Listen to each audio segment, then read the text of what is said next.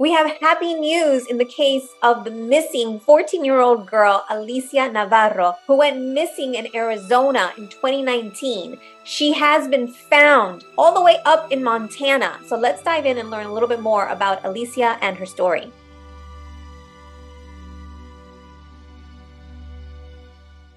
Hi everyone, Empowering True Crime Alex here, and you may have seen the news but when Alicia went missing back in 2019. She, according to authorities, she has autism, although she's high functioning, and so she left a note to her mother saying that she was leaving, she was running away. She was only 14 years old, just shy of her 15th birthday, and she has been found in a little town in Montana. And although there's not a lot of information yet on where she's been these last 4 years, we're going to review a video from her mom, as well as press conference and a video where she was speaking with authorities. So let's dive in. Before we do that, if you haven't yet subscribed to my channel, make sure to subscribe, and let's be the empowering voices for missing person survivors and those who don't have a voice. All right, let's dive in. First, I want to start with this article. New footage shows Arizona girl Alicia Navarro, who surfaced this week after being missing for 4 years, assuring cops in a video interview that nobody heard her after she turned up at a police station in a remote Montana hometown. And I'll show that later, a little bit later. It says here, this marks the first time Navarro has been heard from, or Navarro. Sorry, I'm Hispanic, so I'll say it both interchangeably. This marks the first time Navarro has been heard from since she ran away from home just days before her 15th birthday in September 2019. Navarro, who was previously described as autistic but high functioning, walked into a police station in a small Montana town near the Canadian border and asked to be removed from the list of missing children. Glendale Police Public Safety Communications Manager Jose Santiago said during a press conference Wednesday, which we're going to listen to in just a bit. She is by all accounts safe, she is by all accounts healthy, and she is by all accounts happy, Santiago said. And here's the photo that police provided to the media. Police in Glendale confirmed Navarro's identity and then alerted her parents, who have not seen or heard from their daughter since the night she vanished, leaving behind a note that read, "I ran away. I will be back. I swear I'm sorry." Navarro was then reunited with her mother, Jessica Nunez, in what Glendale Police Lieutenant Scott Waite described as an extremely overwhelming encounter. Nunez, who has spent the last 4 years tirelessly looking for her daughter, called her return a miracle. And here's a photo of Alicia back when she was 14. Look at her little braces. She's so cute. The teen wanted to make sure her mom knew that she was okay and was very apologetic over the pain her mother went through, not knowing where she was for the past 4 years, or even if she was still alive, Santiago said. Police are investigating how Navarro got to Montana and whom she has been staying with over the past 4 years. The girl has been cooperative and is free to come and go as she pleases, cops said. And remember, she's 18 now, so she is an adult. She's not in any kind of trouble. She is not facing any kind of charges, Santiago said, adding that Navarro is asking for privacy. Okay, so let's watch the press conference. Good afternoon. My name is Jose Santiago. I'm the media manager here at the Glendale Police Department. We want to first start off by telling you all thank you for your coverage on this announcement today. It is a major announcement for us here at the Glendale Police Department. I want to start off by saying that there's a lot of mixed emotions with this particular announcement that we're having. We are happy, and at the same time, we're hopeful that we will be able to supply this family a little bit more closure. With that, I would like to tell you that Alicia Navarro has been located. She is, by all accounts, safe. She is, by all accounts, healthy. And she is, by all accounts, happy. She was located in a very small town in Montana near the Canadian border. We can tell you that she went to a local police department in that area. She identified herself as Alicia Navarro. And at that point, our officers went into investigation mode. We conducted several types of interviews. And not only through those interviews, but through the help of Alicia's family themselves, we are confident that the person that we are talking with and are dealing with is indeed Alicia Navarro. I can't even begin to express to you all the pride that I personally have in the men and women here at our police department.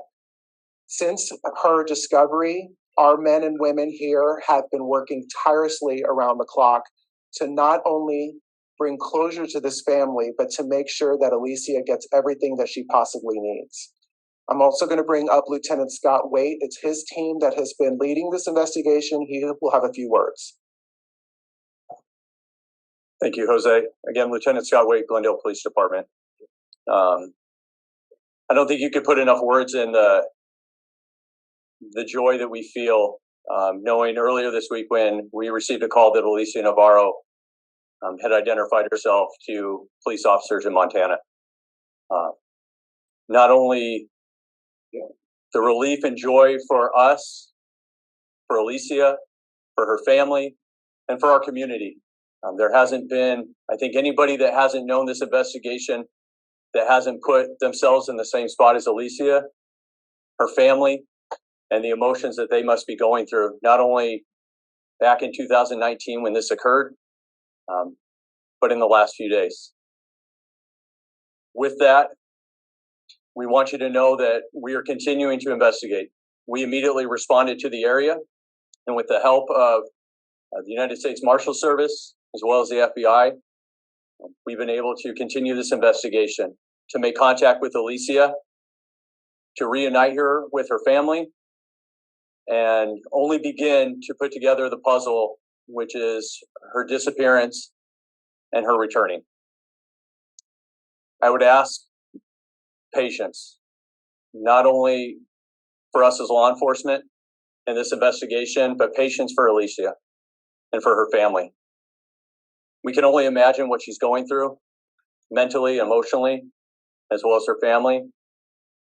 And as much as we'd like to say this is the end, we know this is probably only the beginning of where this investigation will go, and that we will continue to work with our state, local, federal partners, and even across state lines to make sure that Alicia has everything that she needs, that she's taken care of, that her family is getting the help that they need, and that most importantly, that this investigation is completed thoroughly and done correctly.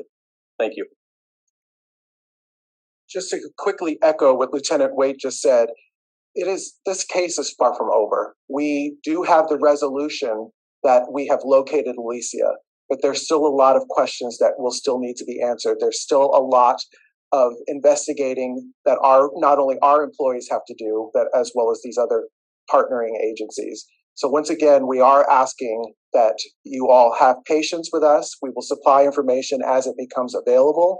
And we also have a message from Alicia herself, who is asking for privacy. This has been a traumatic situation for her, as you can imagine, but she is looking to be able to move on in her life. She's looking to build a life for herself, and she's asking for some privacy and patience as well. With that, we will open the floor to questions. Was she with anyone?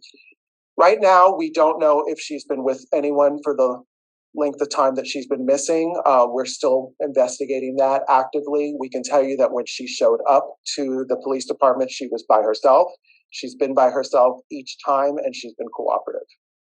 If you put these puzzle pieces together, are you thinking that this was a runaway situation, a possible kidnapping, or are all options in on the table? We certainly don't want to eliminate any options. From the statements that she made, this started as a runaway situation. She reiterated as much. But there's, of course, more dynamics at play as you start to put together the puzzle. I would say that all options are on the table, and we will not discount anything until we've done a full and complete investigation. And also, I want to point out that we have Phil Bates with the FBI here that is also willing to answer any questions that you might have. How old is she currently? She was 14 at the time. She is getting ready to turn 19, so she's currently 18 years old. She went missing in the middle of September of 2019, and her birthday was a couple of days after she went missing. How did she get to Montana? We don't know yet. That's certainly part of the investigation and answers that we're hoping to get from Alicia herself. I'm sorry, how old is she now? She is 18. She's getting ready to turn 19 in September.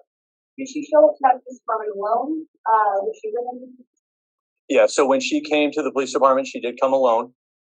As our detectives and as the local PD up there have talked with her and met with her, she's always been alone. Did you say the name of this town? At this time, we're not going to release that information, not only out of respect for Alicia and her privacy, but this is a very small town. We can tell you that it is close to the Canadian border. It's about 40 miles from the Canadian border in Montana, and they are working alongside us to help resolve all the questions that we have in this case.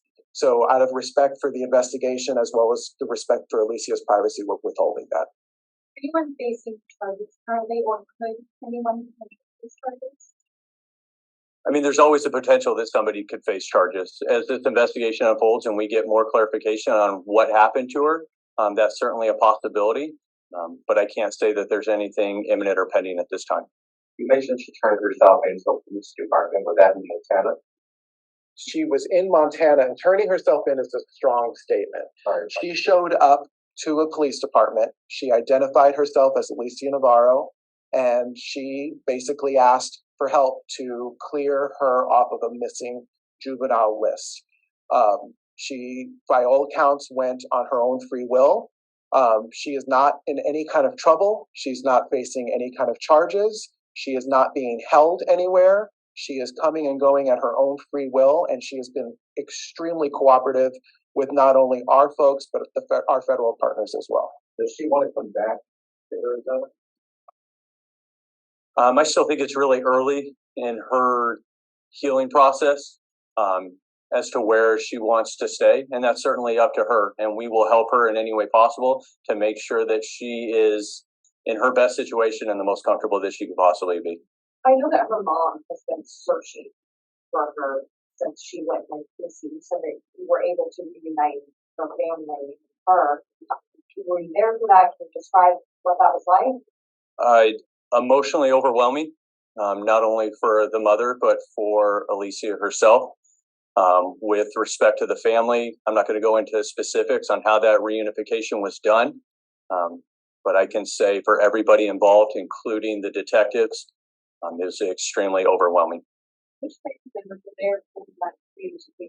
The first notification was to her mother, and that was the first notification, and I would say reunification that's happened.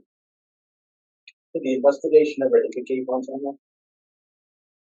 So throughout the last few years, there's been a lot of tips, leads, citizen upon citizen who's wanted to help with this investigation. And I can tell you that each tip and lead were looked into. As to specifics, where there were any in Montana, I would have to look back and see. But I know that there are some that spanned across all parts of this country. I think was she staying with a friend in Montana? We just don't know the answer to that question right now. Right now, those are some of the questions that we have. She's overwhelmed. She's overwhelmed. She realizes that there's been a lot of attention on this case. She is very knowledgeable as far as that's concerned. Right now, her priority is to work with us. She wanted to talk to her mom, and she wanted to make sure her mother knew she was okay. And we're taking it day by day, step by step with her. It's important to tag along to what Lieutenant Waite just said. With this case, there were literally thousands of tips that would come in on this case. This has been going on for nearly 4 years now. And every one of those tips, every one of those possibilities were looked into, investigated, and we're just happy to say that she did indeed come forward, and we feel very strongly that this is Alicia. I know she had let her know before she left. Do we know that, or can we confirm that she did indeed leave her house voluntarily? From every indication that she's given us, and again, it's very early in the investigation, and I need to stress again patience and that it is early, but every indication she's given us so far is that she willfully left her home, her own free will and choice. Now, the dynamics surrounding that decision are obviously something that we're looking into. I know we have an FBI representative here. I don't know if he wants to share his role. And this is Phil Bates. As with every missing juvenile case, the FBI assists our state and local partners with intelligence gathering and with other resources as necessary. This is no different in this case. We provided support to the Glendale Police Department and will continue to support both here in Arizona and in Montana. What are the next steps in a case like this? Obviously, she's safe and happy and healthy. At this point, no indication that anybody is being charged with any sort of crime. But what are the next steps? What is your investigation look like from here? Complex. It's multifaceted. There's two parts to it. And any investigation like this, there's a criminal element. Of course there is. We want to search and find the answers. If there was any criminal intent behind it, certainly not from her, but from others involved. And then there's also the assistance side of it. To us, she's a victim, and we need to provide services to her, whether that be mental or just health-wise, or just helping her get her life back in order. So there's certainly a lot of different things that we want to make sure, not only for Alicia, but her family, that we cover all the steps that we can.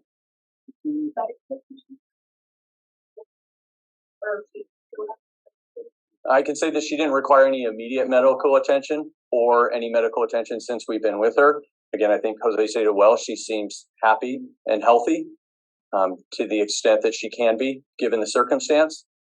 But that's certainly something that we want to help provide for her and make sure that if she hasn't seen a doctor in the last few years, that those are things that we are able to provide for her and make sure that she has everything necessary to really move on with her life and enjoy the rest of her life. Was there any social media involvement, things that we could speak on when she first left, that somebody probably didn't speak to her and convince her out through social media? Could that be the case? So that's part of any investigation. That was obviously part of the initial investigation. The family was very supportive and cooperative in providing whatever information that they had as to her, we'll call social media fingerprint, and what she was using. I can tell you that we follow those leads extensively. We continue to follow them. We continue to look back from the very day, minute, hour that she left and try and go down every lead that we can to see if that'll provide answers. And certainly now that hasn't stopped and will continue. Any inclination of why now? And a lot of these cases don't turn out like that. So can you tell us your reaction as well? I think for Alicia, that she felt like now was the time that whether it's emotionally, mentally, that she wants to take the next steps in her life. She's expressed a desire to move forward in life and do the things that a normal, healthy adult would do. And we certainly want to help her get those. So I can't say that there's any single triggering moment. I think there's probably been a long progression for her in the journey that she's taken. And we are more than happy, ready and willing to help her through the rest of her path. Yes, she is still there with the local police up there, with our investigators, and we are continuing to help her in whatever way we can. Can you tell us when she went to a police department? Was it within the last few days? Within the last few days. Once we wrap up this press conference, we will be emailing out to your desks a photograph that was taken of her when she arrived at the police department. I will tell you, just to be direct, she doesn't look much different than she did when she disappeared. She is 18 years old. She's getting ready to turn 19, but her appearance is still that of a very young-looking young lady. Besides the photograph that we will be releasing, we will send 2 very small video clips of a very small portion of interviews that were done by our officers via FaceTime prior to seeing her face to face. Alicia is, by all accounts, again, she just appears to be in good spirits. She really just wants to move on with her life. She is very apologetic to what she has put her mother through, has expressed that, and she understands that she caused a lot of pain to her mother, and it was not intentional on her behalf, and she's hopeful that they can have a relationship. Wow. So really, really interesting. A lot, like they said, early in the investigation, so they don't have a lot of details on where she's been, if anybody helped her, if there's any criminal charges, anybody who was involved. For example, the lieutenant mentioned a social media fingerprint. They're still in the investigation process, so a lot of details left. And I mean, she is an adult, but because she went missing as a child, there is possibility that some of this information won't be disclosed, ever become public. So let me show you the photo. So this is the photo of her when she was 14, and then this is her that was taken a few days ago. And what the person at the police department said, that she has a very youthful appearance. So and let's listen to the videos that these were 2 FaceTime videos that were sent that the police had with her.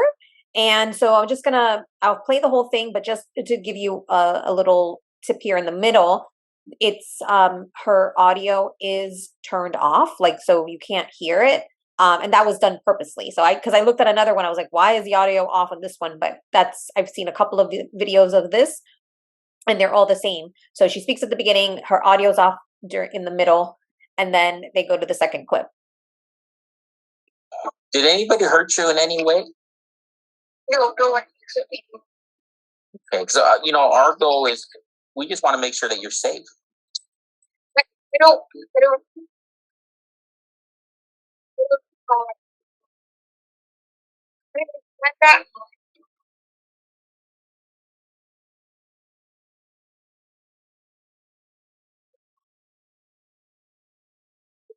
Thank you very much for talking with us.